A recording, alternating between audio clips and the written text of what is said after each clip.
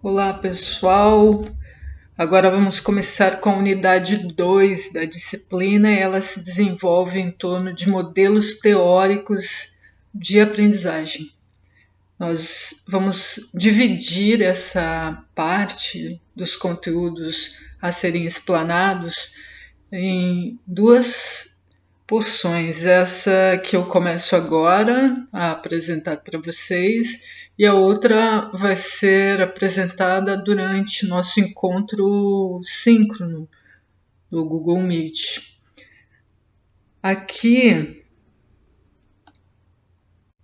vou fazer uma introdução, sendo que os objetivos dessa aula são verificar que se pode obter elementos em cada corrente teórica para a ação educacional. E essas correntes teóricas, obviamente, que elas fazem parte da história das ciências psicológicas. E um outro objetivo é associar as peças que são disponibilizadas por estas correntes teóricas.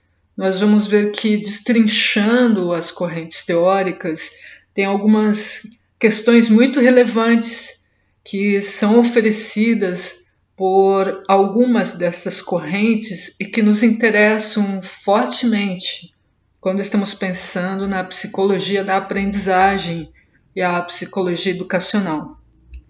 E o outro objetivo é exatamente construir um raciocínio prático e integrado a partir desses elementos das correntes teóricas, das peças que são disponibilizadas por elas, construir um raciocínio prático para a ação pedagógica.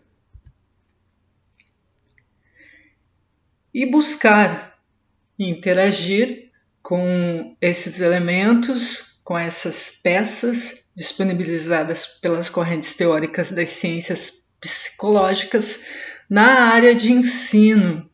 Nós já falamos um pouco sobre essa questão da importância da interação com o psicólogo na área da educação.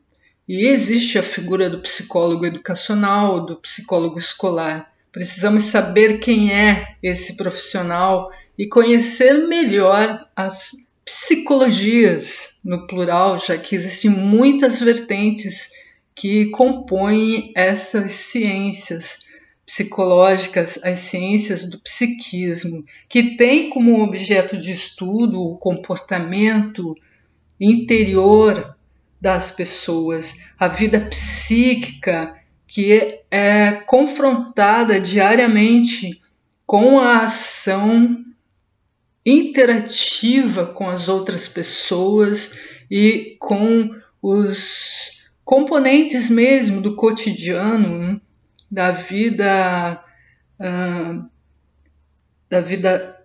trabalhista, das interações na escola, no ambiente familiar, enfim.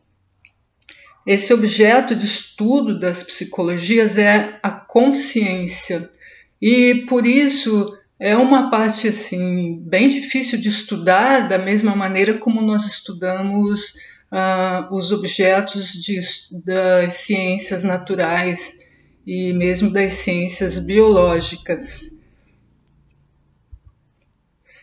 Aqui é para exatamente tentar ilustrar um pouco, né, do que seria isso. É uma imensidão, uma infinidade de sentimentos, de emoções, de pensamentos, de percepções, enfim, que fazem parte de um mundo interior que muitas vezes nem é exposto para as pessoas que observam, né,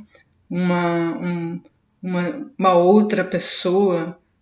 O mundo interior ele nem sempre é visível, perceptível, mas o profissional das ciências psicológicas está interessado nesse mundo interior, no psiquismo, na consciência das pessoas, e é exatamente esse mundo interior que nos faz tão distintos uns dos outros. a subjetividade, ela foi fixada como objeto das psicologias.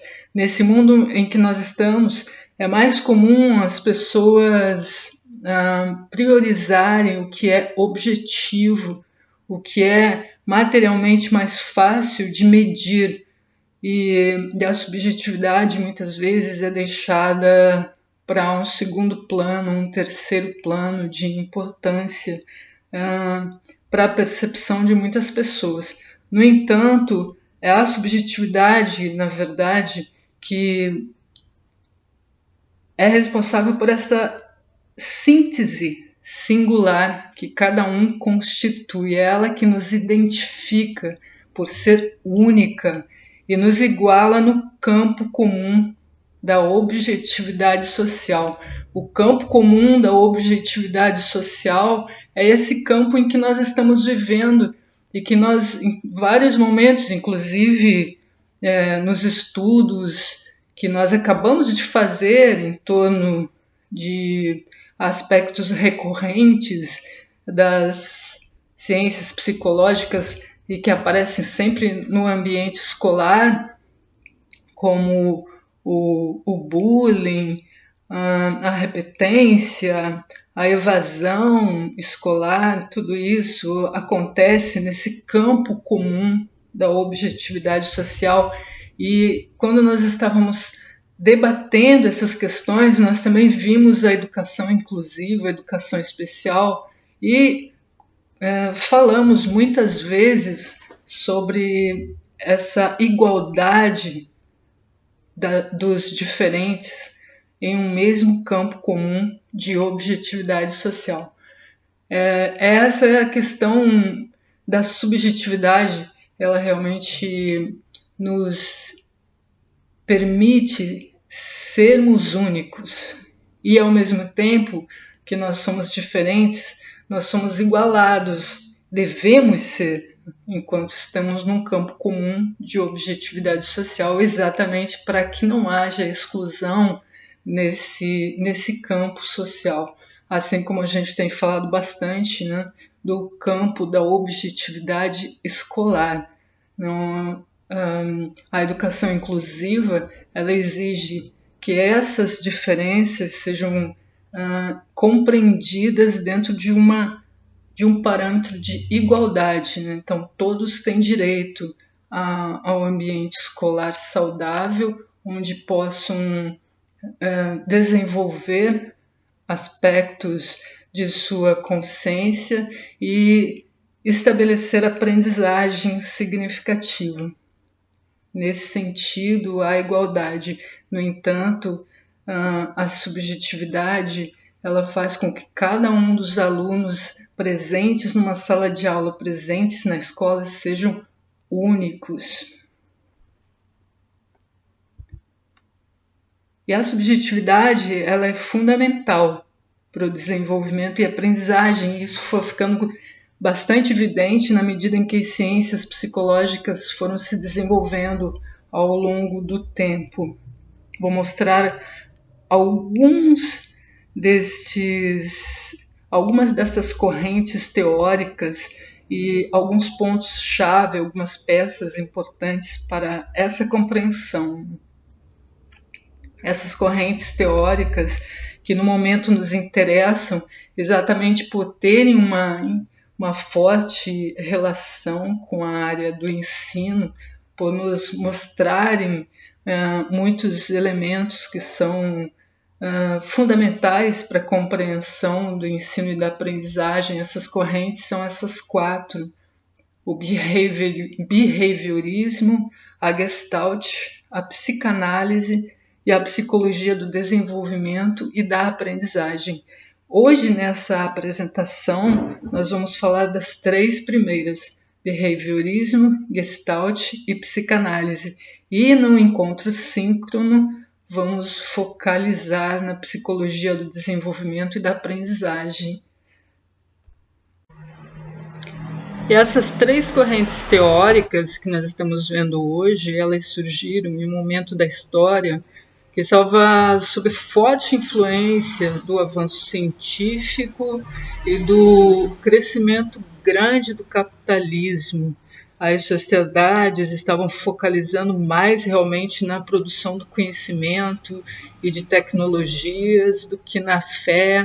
E foi um período em que houve realmente uma cisão entre razão e fé, e entre a subjetividade e a objetividade. O positivismo ele foi bem importante nesse momento.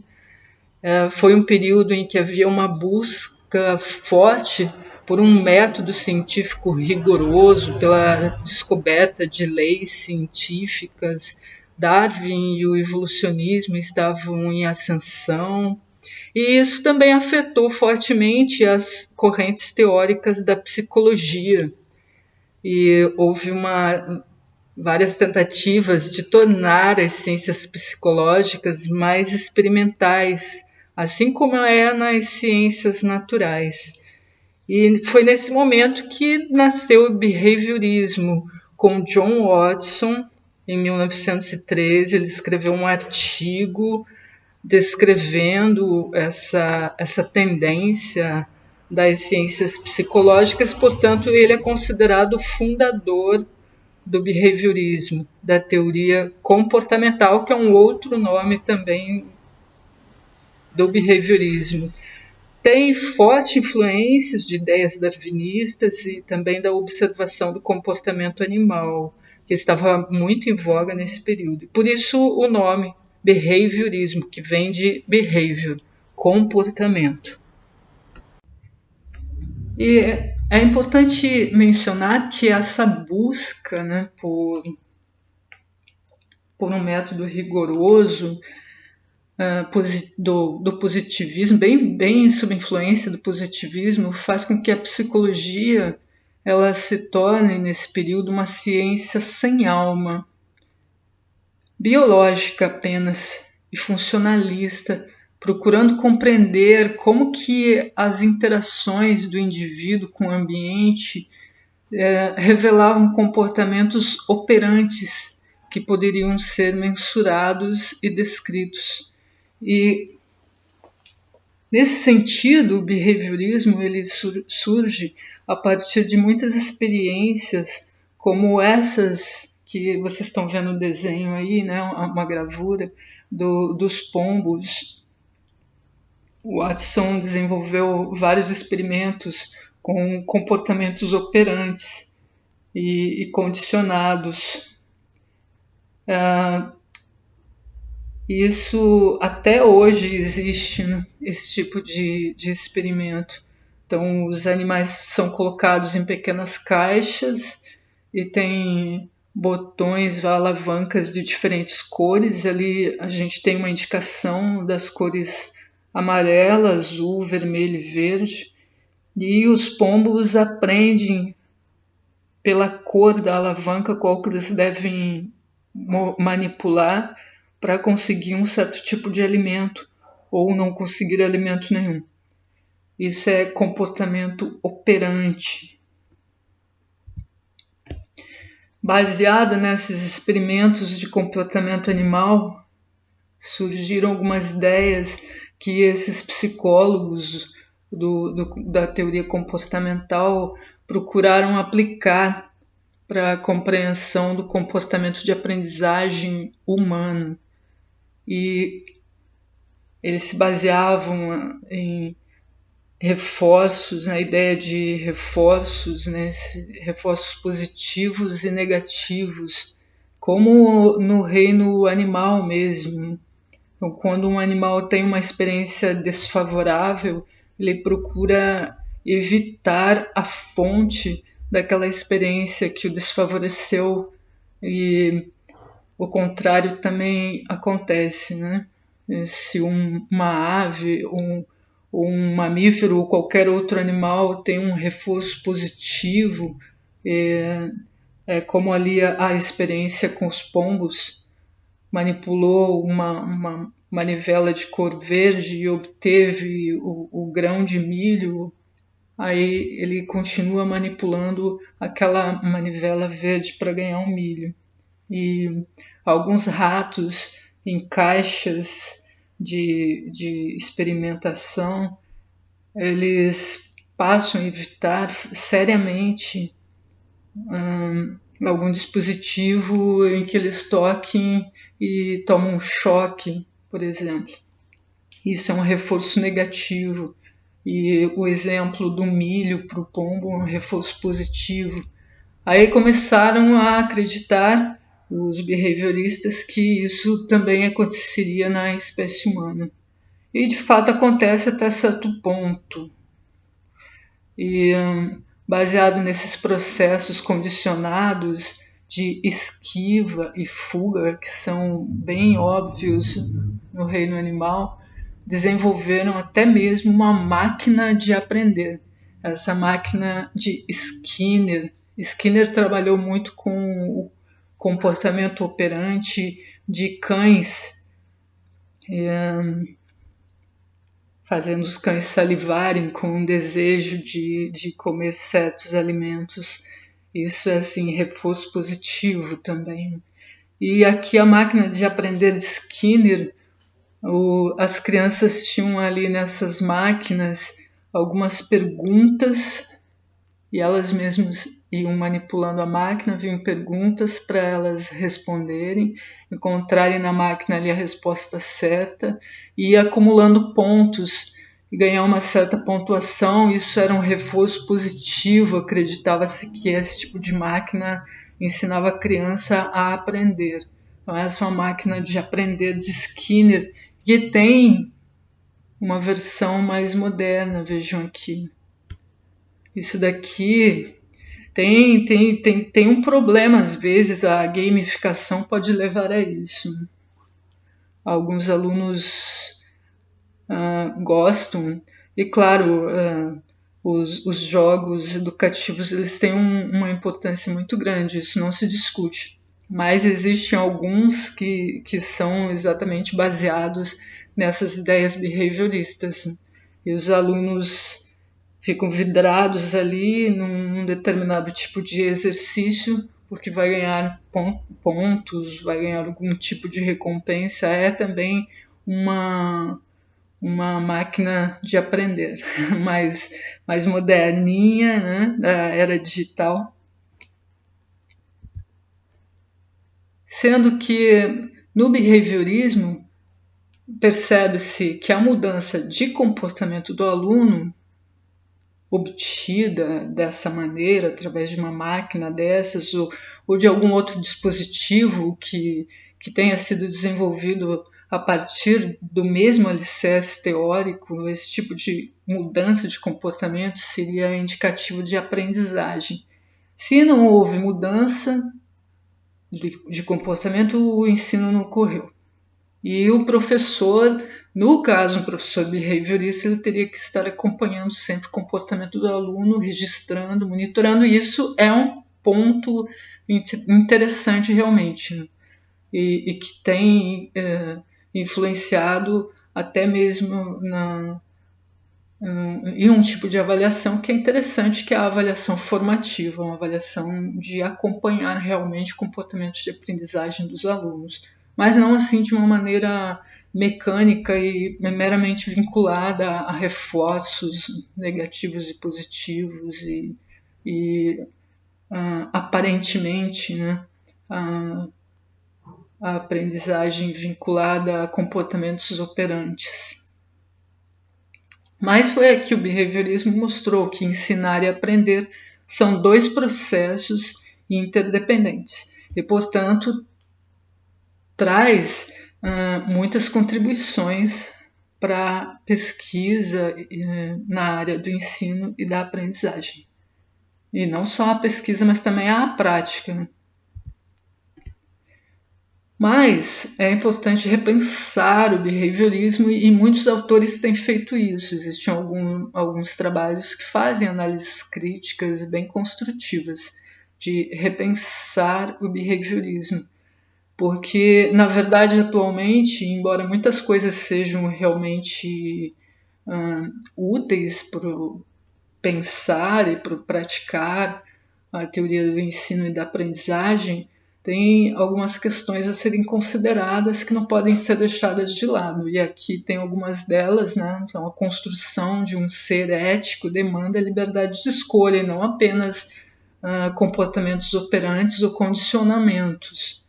Realmente é importante que o aluno, a pessoa que está em formação, ela também desenvolva habilidades que a levem à liberdade de escolha, à compreensão ética da vida. E uma ação correta, ela tem que partir da moralidade do sujeito.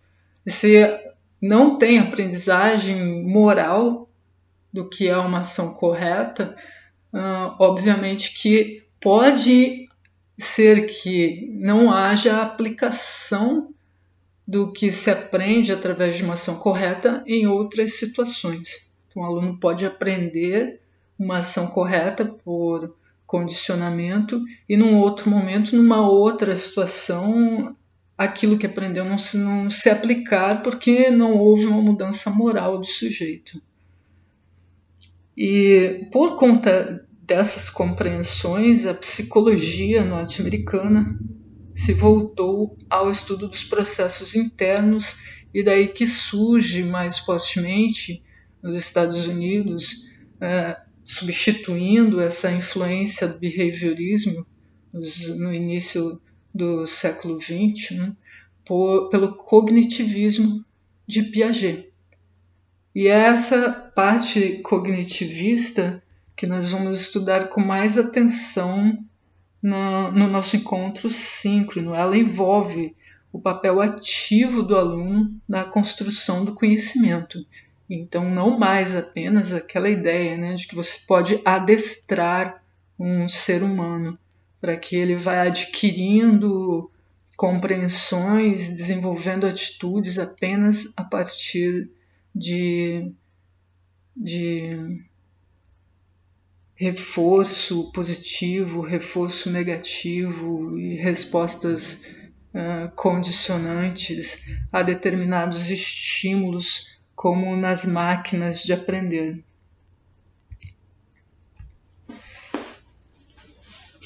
E mais sistêmica do que o behaviorismo, e com a origem da fenomenologia, nós temos a Gestalt. Fenomenologia é bem interessante porque ela foi desenvolvida por vários filósofos, mas também por psicólogos e profissionais de outras áreas também. A fenomenologia ela compreende o ser humano como composto por uma consciência que é contínua com o meio onde ele se encontra. A consciência e o meio elas se misturam em um conjunto de interações que são inseparáveis. E a aprendizagem ela é fenomenológica. E a Gestalt ela considera a fenomenologia como uma de suas raízes. E por esse motivo ela é mais sistêmica do que o behaviorismo. Ela vai considerar muito mais as variáveis todas com as quais uma criança, um adolescente, o mesmo adulto vai ter contato ao longo de sua experiência de vida e de aprendizagem. A Gestalt compreende que entre estímulo e resposta há sempre a percepção. E a percepção varia de uma pessoa para outra. Como uma pessoa vai perceber um estímulo e como ela vai responder depende muito de sua condição interna, de sua consciência. E essa consciência, como eu já comentei, a partir da compreensão fenomenológica, ela é contínua com o meio que produziu a pessoa ao longo da sua história de vida e o meio onde ela se encontra no momento em que ela percebe o estímulo. Por exemplo, vejam essa gravura ali, dependendo de como você olha para ela, para algumas pessoas, pode ser que fique mais nítido o contorno da árvore do que propriamente o contorno de um rosto humano. Para outras, pode ser que as duas coisas fiquem visíveis, né? Os galhos da árvore são como os cabelos do rosto humano, e o tronco da árvore forma exatamente o contorno do rosto. Mas o que você vai perceber mais facilmente quando você olha para essa gravura depende da sua condição de consciência. E por esse motivo, o comportamento ele não pode ser isolado do contexto, ele depende de como percebemos o estímulo de acordo com como nós somos tratados enquanto pessoas, de acordo com como nós interagimos com o meio em que nós existimos, e o meio em que nós existimos ele tem múltiplas dimensões.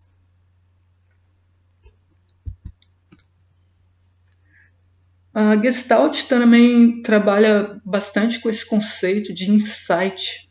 O insight designa uma compreensão imediata ou uma espécie de entendimento interno, mesmo que às vezes tenha-se uma experiência nova, aparentemente de algo que é novo para si mesmo, pode vir um insight, uma compreensão imediata daquilo que se está vivenciando. É uma espécie de entendimento interno aqui. Esse macaco ele está procurando uma solução para um problema inédito. Isso é um estudo da Gestalt. O macaco dentro de uma gaiola, né? Colocado ele sempre recebe a banana para ele comer assim facilmente, né? Mas quando se coloca a banana pendurada lá no alto da jaula, ele vai tentar encontrar uma solução para ele alcançar as bananas.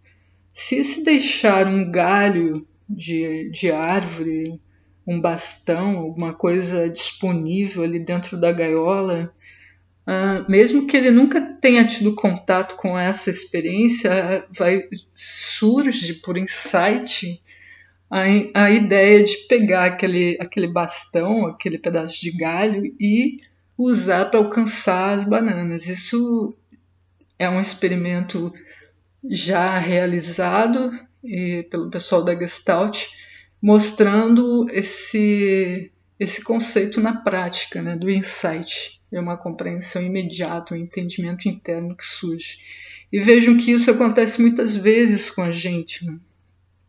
Quando estamos perante uma situação nova que exige uma solução de algum problema.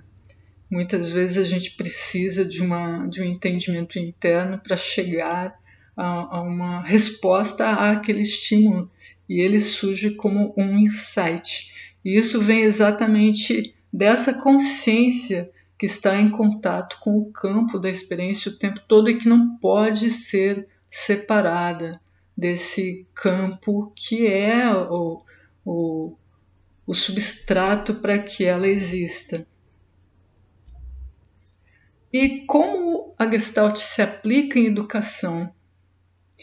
A compreensão de que experiências passadas elas facilitam sempre novos insights para trazer esse entendimento interno, e portanto é importante dar estímulos e estímulos que estejam organizados de modo a facilitar a percepção do aluno para que fique fácil quando ele precisar reutilizar dessas experiências passadas para novos entendimentos. Porque se não se dá os estímulos de maneira organizada, o aluno às vezes nem reconhece aquilo que está sendo apresentado para ele no momento em que está sendo apresentado, e muito menos ele vai ter condições de aproveitar dessa aprendizagem, né, que não está acontecendo, na verdade, para desenvolver novos insights e entendimentos internos em momentos que sejam necessários perante novas experiências e desafios que surjam, que exigem o conhecimento anterior. E, portanto, o professor ele tem que apresentar conteúdos de forma clara e integrada, partindo do todo para as partes. E não entregar só as partes independentes de um conjunto todo a qual elas pertencem, porque isso não permite uma compreensão facilitada por parte dos alunos. Se você dá só as partes e não mostra a conexão das partes com o todo, as experiências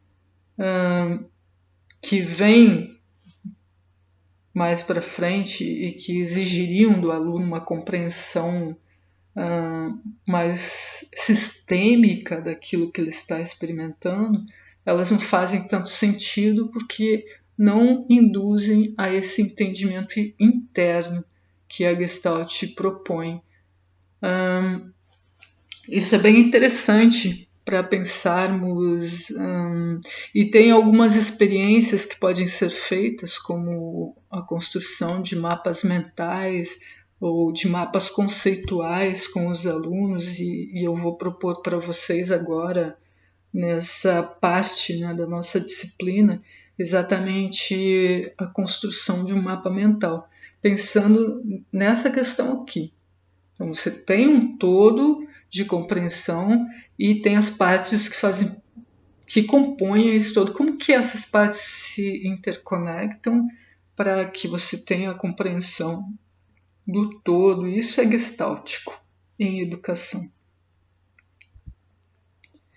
E se aplica muito à educação inclusiva, principalmente quando a gente está pensando em culturas diferentes dessa cultura que é a urbanizada e eurocêntrica, com a qual nós temos um contato mais diário e cotidiano.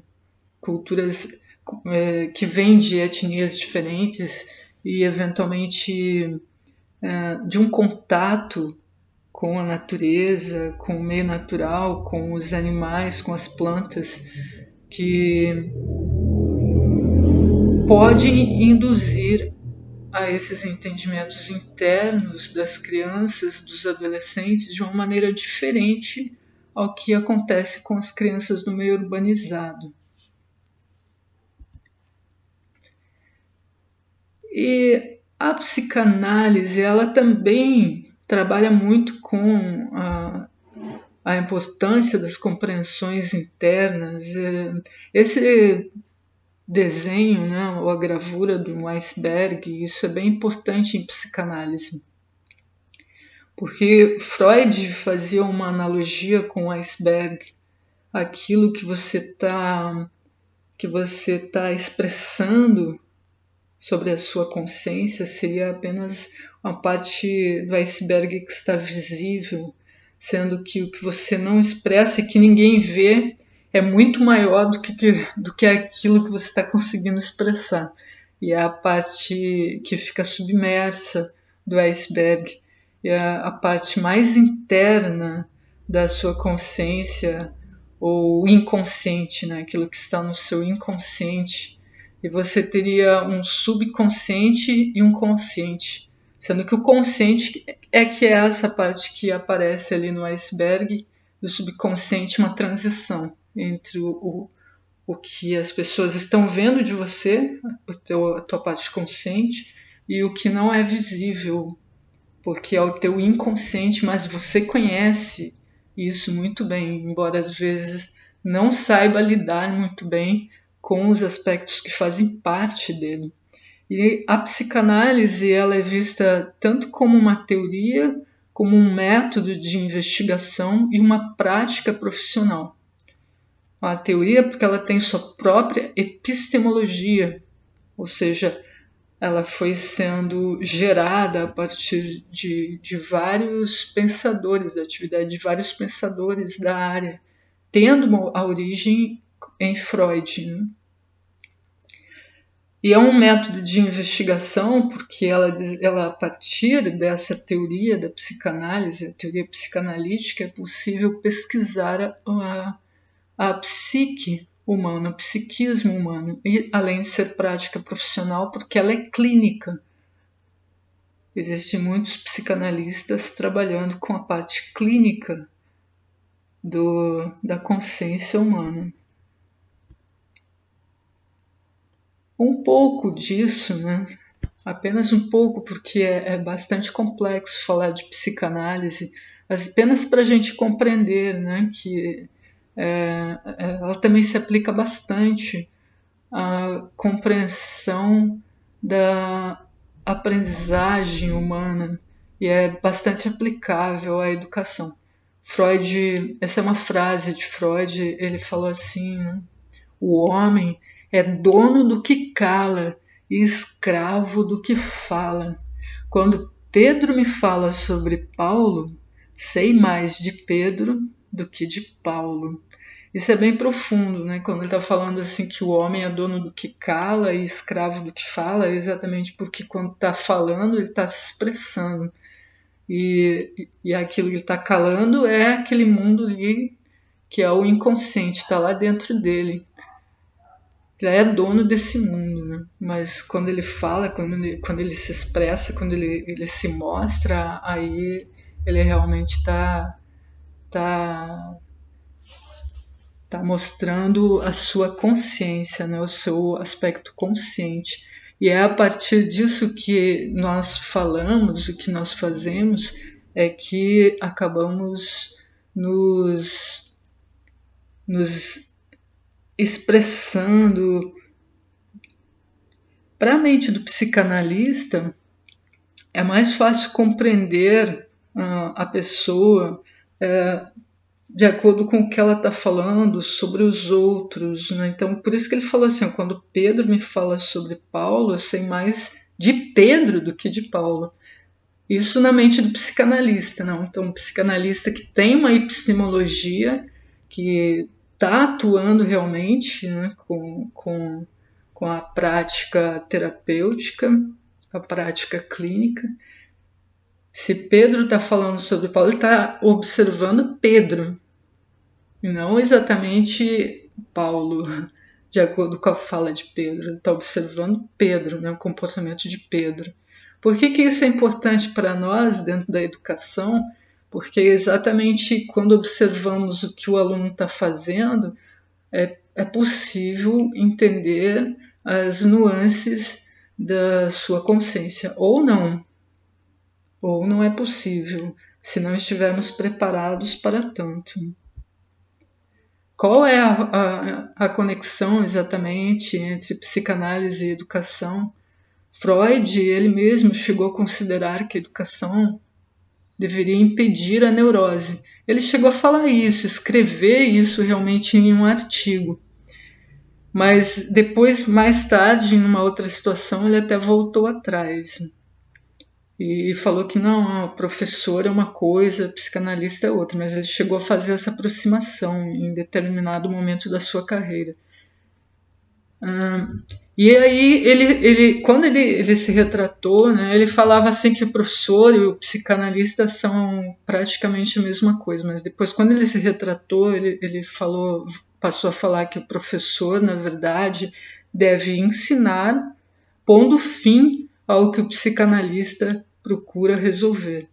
Então, se o professor ensina, o psicanalista não vai precisar resolver, porque aquele que está aprendendo, ele está se transformando através do que o professor o está ensinando.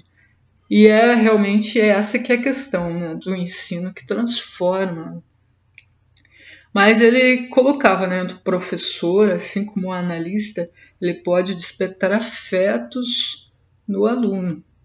E o aluno pode despertar afetos no professor. Por isso tem aqui um pouco de psicanálise, porque o psicanalista ele pode despertar afetos no seu cliente. E o cliente, né, ele pode despertar afetos no psicanalista.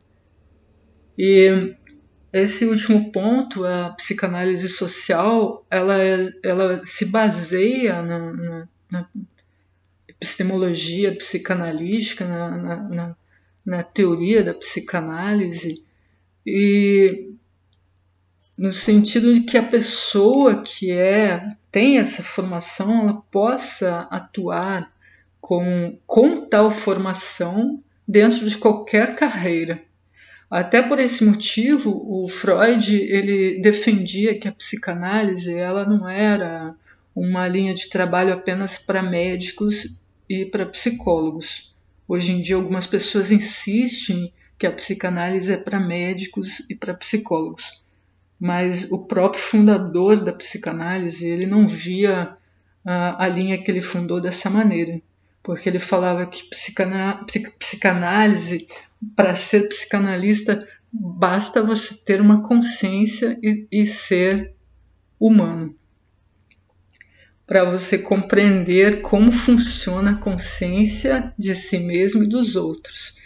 E nesse sentido, a psicanálise social ela vem um pouco nesse viés aí, porque qualquer profissional pode ter uma formação na área de psicanálise e atuar socialmente com essa formação, tendo a visão que um psicanalista tem, mas dentro da sua área de atuação.